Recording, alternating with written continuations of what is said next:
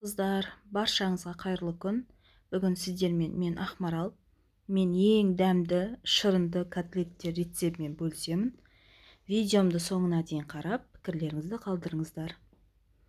Ең алдымен тартылған етімізге туралған пиязымызды, одан кейін қыздар сәл қатыңқыраған нандарыңызды осылай суға езіп котлетке пайдалансаңыздар болады.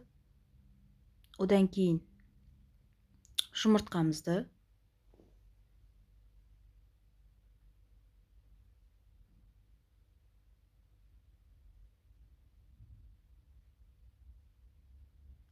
кейін дәмдеуіштерімізді қосамыз. Барлығын қосып болғаннан кейін жақсылап тұрып, әдемілеп, иінін қандырып араластырамыз.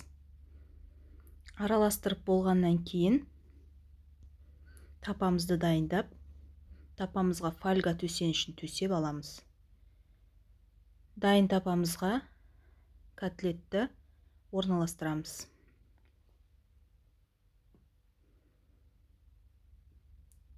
Әртүрлі пішінде орналастырсаңыздар болады. Маған мысалға осындай сопақтау ұнайды. Осылай жасадым. Барлығын тапамызға орналастырып болғаннан кейін менде осындай жарты килограмм тартылған еттен 6 дана котлет шықты. Осы котлеттерімізді қыздырылған пеште 200 градуста 30 минутқа қойып шығамыз. Мен гарнирге макарон жасадым.